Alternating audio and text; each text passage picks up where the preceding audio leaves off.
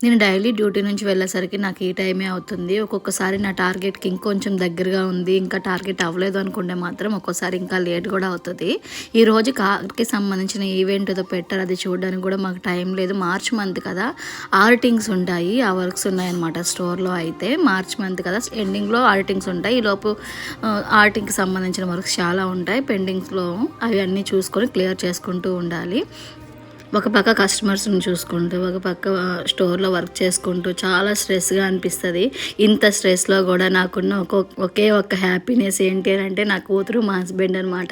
నా కోసం నేను వెళ్ళేసరికి చక్కగా రోజు ఇట్లా వెయిట్ చేస్తూ ఉంటారు. నాకు చూడడానికి కూడా చాలా హ్యాపీగా అనిపిస్తుంది. నా కూతురు అయితే నాకు మా అమ్మ వస్తుందని చెప్పి ఎంత హ్యాపీగా చూస్తుందో. ఇప్పుడే నిద్రమత్తుతో లేచింది. అబ్బా నవ్వు చూస్తే చాలు నేను పడ్డ స్ట్రెస్ మొత్తం పోతుంది. మార్నింగ్ నుంచి ఇంత వర్క్ చేశానన్న కూడా గుర్తుండదు నాకు. ఎంత చక్కగా నవ్వుతుంది కదా జాను తల్లి. కొంచెం నిద్ర మొత్తం లేచింది, అందుకే అలా ఉంది అనమాట.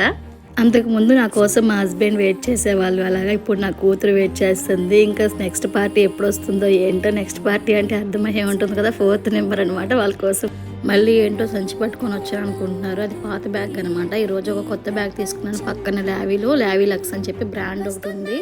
అది బ్యాగ్ నాకు చాలా బాగా నచ్చింది. చూడగానే ఇంకా తీసుకున్నాను అనమాట. ఇప్పటి నుంచి పక్కన పెట్టి ఇంకా ఈరోజు అయితే బిల్లింగ్ చేయించుకున్నాను. డైలీ యూస్కి చాలా బాగుంటుందని చెప్పి తీసుకున్నాను. ఈరోజు ఎట్లాగో ఫ్రైడే కదా అని చెప్పి పాత బ్యాగ్లో అయ్యాన్ని కొత్త బ్యాగ్లో షిఫ్ట్ చేసేసాను. ఇంకా ఈ వీడియో అంటే మళ్ళీ నెక్స్ట్ వీడియో